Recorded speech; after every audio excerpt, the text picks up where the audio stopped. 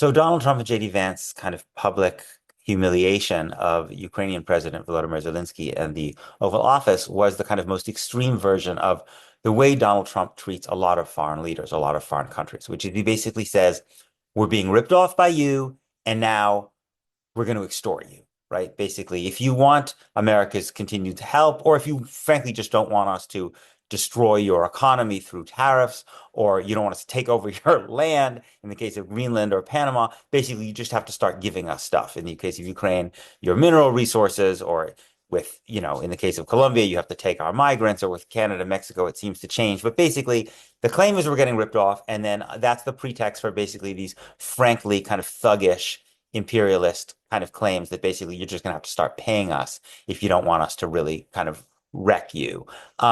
And so the question that I think is interesting to ask is, why doesn't Trump treat Israel that way, right?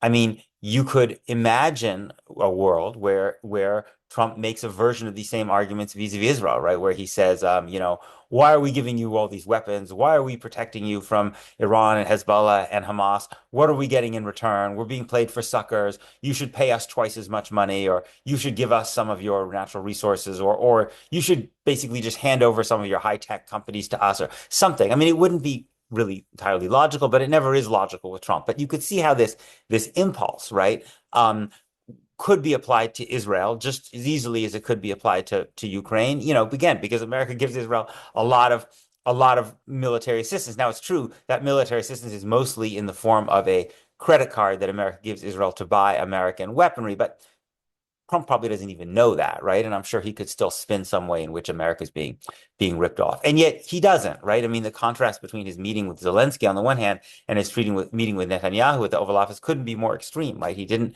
humiliate Netanyahu. To the contrary, Netanyahu was beaming as Trump basically gave him a series of policies that Netanyahu was thrilled about. Most of all, America's support now for mass ethnic cleansing of the Palestinian population in Gaza. So why the difference? I mean, now one answer would be that simply the domestic politics are very different, right? That even a country like Ukraine, which had a lot of support in Washington, doesn't have a kind of permanent infrastructure of lobbying organizations like that Israel has, like, pro-Israel organizations like AIPAC, for instance, and the Christians United for Israel, this kind of evangelical group. So that sustains a level of domestic political support, and now especially in the Republican Party, right, that has an impact on Trump's behavior, that the blowback to Trump would be greater if he did this to Netanyahu than if he did this to Zelensky or any other government, right? But I think that in a way only begs the question itself, right? The further question, well, then why do we have this infrastructure, right? Why is Israel unusual in that way? And partly it has to do with the role of the American Jewish community as an unusually politically articulate community that really since the 1970s has kind of reoriented its institutional life around kind of unconditional defense of Israel. But that's not the entire story, right? Because Christians United for Israel, an evangelical organization, is not a Jewish organization. And even though the American Jewish organizations wield influence, if they were really, they're, especially when it comes to the Republican Party, they're really pushing against an open door, right? I mean, which is to say that there's a lot of Republicans who are predisposed to support Israel, whether there was an AIPAC or not. And I think this gets at part of the answer, which is the deeper answer, which is that Israel is really it really doesn't function in American politics really quite like a foreign policy issue. It really functions as a culture war issue, that Israel has kind of integrated into the culture war. You can see this in the way in which anti-Semitism and the fight against anti-Semitism, or I maybe should say quote unquote anti-Semitism, because I think a lot of it's not anti-Semitism, but the way in which the right organizes to fight what it calls anti-Semitism as part of its attack on DEI and it's part of its attack on wokeism, as if this, the left's anti-Semitism from the perspective of pro-Israel folks is kind of connected in with the left's, support, calling America a racist country or wanting to put in gender pronouns. It's all kind of part of the same basket. I don't think there's another country which functions that way, right? In which to be anti-Israel is to be on the opposite side of the culture war struggle that Donald Trump is on. And I think that really has to do with the fact that Israel is seen in large chunks of America, and certainly in large chunks of the Republican Party, as not exactly a foreign country, but more like an image of what they would like America to be.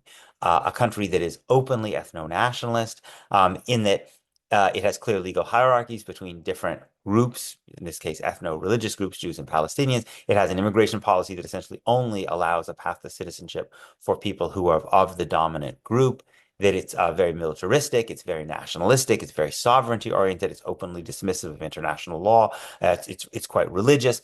These are all things that I think offer a kind of vision of what Donald Trump and many Republicans would like America to be. And so in some ways, Israel functions as a kind of not exactly a mirror, but almost like an aspiration for America. It's the only other country that I could think exactly, I think that off the top of my head functions at all that way is Hungary, which I think has also become really, because it's been so frankly anti-Muslim and also anti-LGBT and whatever, serves also as a kind of a model. And that's why I think that it would be very unlikely that Donald Trump would treat Viktor Orban that way. And maybe, I don't know, maybe Narendra Modi or I suppose Jair Bolsonaro when they were in power in Brazil also, because I think these are countries where Donald Trump is not likely to think about the relationship so much in transactional terms because he thinks of these countries as kind of countries that embody what he would like America to be. And I think Israel above all, because it's the country in which ethno-nationalism is the most firmly entrenched. And it's also because it's also so technologically and economically dynamic and militarily strong that it really represents a kind of almost a fantasy of what America could be. And I think that's why you have this dramatic dissonance between how Trump treats Zelensky and many, many other U.S., sometimes longtime U.S. allies, and the way he treats Benjamin Netanyahu in Israel.